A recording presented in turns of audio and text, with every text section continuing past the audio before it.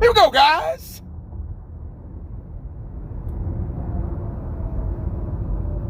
Vacation time for 1980. I'm on vacation this week. It's been a long time coming. Yeah. It's such a beautiful feeling. So if y'all waiting on 1980 to say Monday, one down, four to go, it's not gonna happen today. Even though I just said it, but it's not authentic because I'm on vacation this week. And y'all are probably wondering, hey, I know I got a lot of comments in the comment section of my previous videos and saying, hey, 1980, congratulations, where you going, yada, yada, yada. This is more of a staycation for us this year. Yeah, so we're not going anywhere. If anything, it's going to be in the area, maybe Six Flags or, a couple of water parks or something like that, just kind of do things around the area in the Metroplex. So it's more of like a staycation, rest, relaxation, calm, if anything, Six Flags is probably the only thing that we're going to do, as far as like amusement park style, vacation. But anyway, yeah, it feels good to be at home with the wife and kids. They get summers off because my wife's a teacher and, the kids are out of school, so I can only imagine that type of vacation. I'm still jealous of my own wife because she gets summers off. Summers. Not a week, not 2 weeks, not, summers off with pay. So I would do anything for that. I wouldn't even want to go back to work. I mean, that'd be hard for me, because I work so hard, so I'd be like, it'd be so hard for me. But anyway, here I go again. I know y'all gonna kill me for this one. You probably already killed me for the last one. But y'all really gonna kill me for them because y'all probably think 1980 is just picking on poor Dak Prescott. Stop picking on Dak Prescott, man. That's my quarterback. Like T.O. said, that's my teammate. That's my quarterback. Just stop it, man. Just stop. 1980, you always picking on Dak Prescott. You a hater, man. That's my quarterback. Even though he ain't won nothing.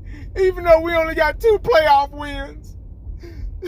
Even though he throw interceptions and turn the ball over in crucial games, even though he get, what do y'all call it, garbage yards he pick on and bully the weak teams and get all the stats and run up all the stats against the weak teams.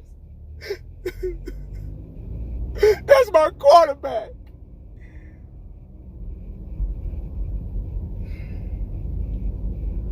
Guys, that's my quarterback too. Believe it or not, I got to say this every time. Believe it or not, I support Dak Prescott. Yeah, I do. Believe it or not.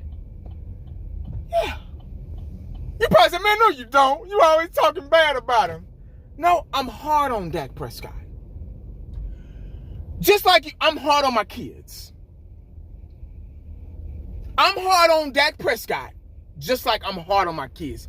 Because I know he has the potential of being good, of being great. But he fucks up.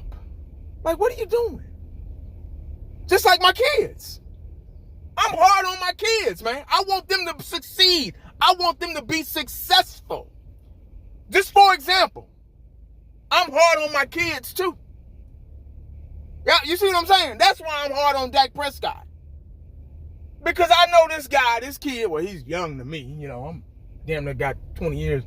But I'm hard on him because I want him to be better.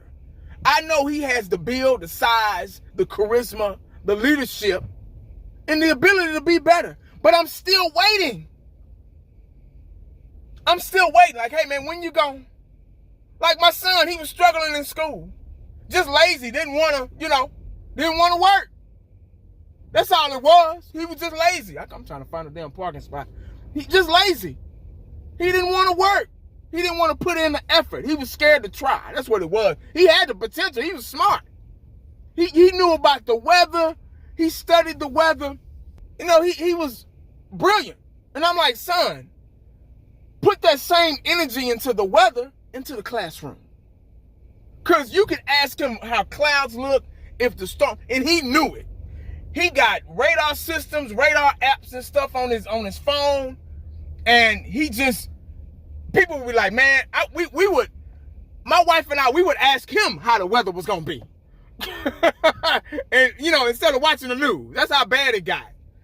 And we would like put that same energy into you doing the weather into school. And you know what? He got better. A and B student. He got his last report card, A's and B's. He's been doing so much better because he's been listening and putting that same energy into getting better in the classroom. That's what I want for Dak Prescott. He needs to take some type of energy that he puts into these interviews, because the last article I read, and it sounds so much like me. And I hate to be right. I hate it. I don't like to be right. I'm the only Cowboy fan on YouTube that don't mind being wrong. See, everybody else, they want to be right about everything. They want you to think they know it all. Go to their channel. Oh, well, this and stats and analytics and, you know, yeah, I'm right. Yeah, come to my channel. I got the film sessions. I know everything. I'm the only Cowboy fan on here that don't mind being wrong. Sometimes I wish I was wrong. Like about Dak Prescott. I want to be wrong about him. But there was an article I read and said, and I've said this so many times, I've said this a million times. Is Dak Prescott a broken record? The Dallas Cowboy fans think Dak Prescott's a broken record. I said it about not only him, but about the Cowboys. It's a broken record. That's why it's hard to really put too much stock into the draft and the I think season that we're in right now. It's very, very hard. Because it's nothing but talk. And you can hear a person talk all day long. You can hear all these motivational speeches and interviews doing OTAs and minicamp and all this stuff. How I feel great. You know, I'm coming off an injury, but I feel great. I think this is going to be a good year, and CeeDee Lamb's going to be the best wide receiver in the NFL, and we're going to go and we're going to do this, and it sounds so good. It's a sales pitch. You ever been around a car salesman or any type of salesman? They'll talk things up. We just bought a Chevy Traverse, and that car salesman was, and it's nice. I love it, but the car salesman was really just, oh, this and that, and yada yada this and yada yada that. That's his job. He has to do that to make money because he got a family and stuff at home. You see what I'm saying? So he wants to talk that, even though we already knew what we wanted. We already knew before we got there. We already knew what we wanted. But it was him to kind of talk it up. You know what I'm saying? Be like, oh, this and that, and we can test drive it, man, and everything's, of course, everything's cool and smooth and new, and it smells new, and got all these bells and whistles on it and stuff like that. Multiple cameras around the motherfucker, TV screens and all this shit, and you know, of course, because it's new. That's his job, to sell us. But that's how I feel about the Cowboys. That's what they do. But we fall for it every time because we're so diehard football fans. You see what I'm saying? We fall for that shit. And we, and post videos and stuff and highlights and stuff and them in shorts and t-shirts and jock straps and shit. So we post that and thinking, and they baiting you in too. They do the same thing the Cowboys do. All of the Dallas Cowboy YouTubers, you notice that? They bait everybody in. Oh, look at this. Because they trying to get paid. They trying to get views. Hello? So all the talking, to me, it's for the birds.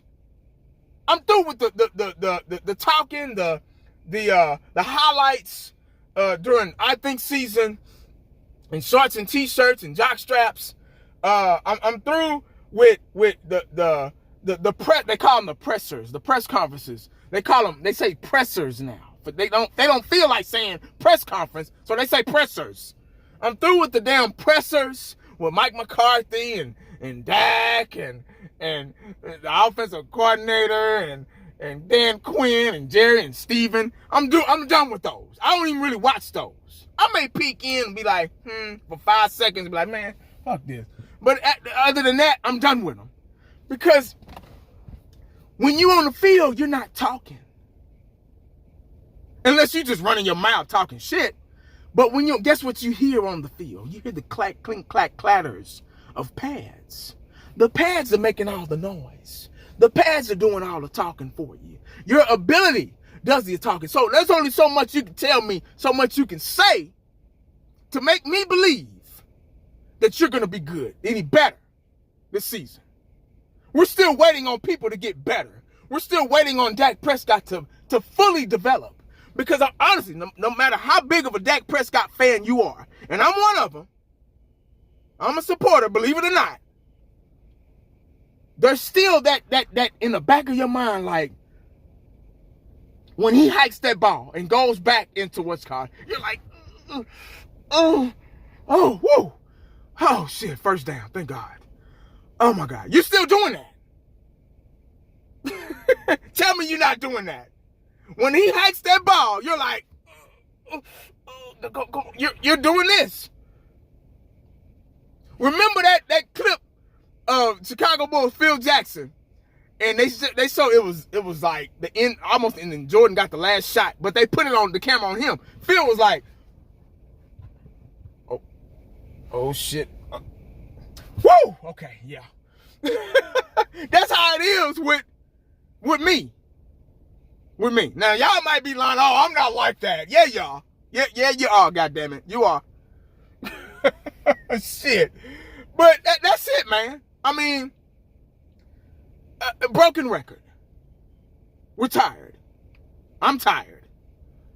I'm ready for people to prove. I'm ready for results. I'm waiting on results. You got to remember, man, how long I've been a Cowboy fan. 40 years plus. I've seen them come and I've seen them go. I've witnessed 3 Super Bowls. I've seen the most talented teams in NFL history. Yeah.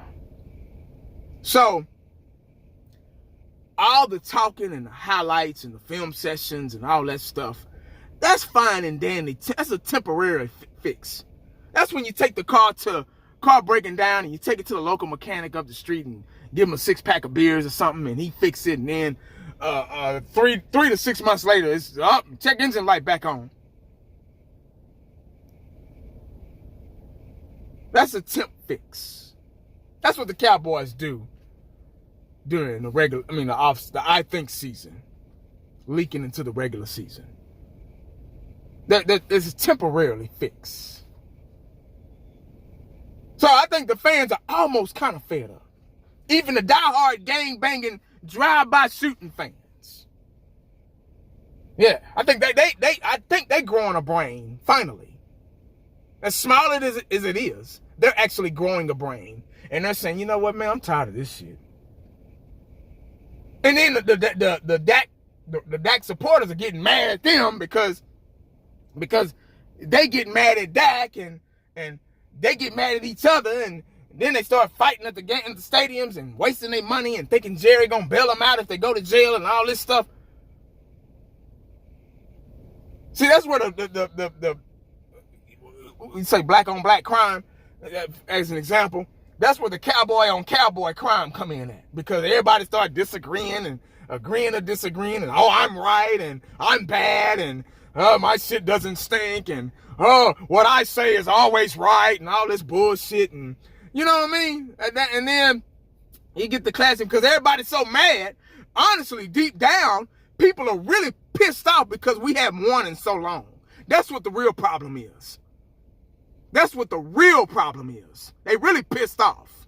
They really upset because this sorry-ass organization, billion-dollar, richest organization, can muster up a thought process to be the richest team in sports, period, can generate the most money, but we can't generate a goddamn Super Bowl ring or NFC championship game.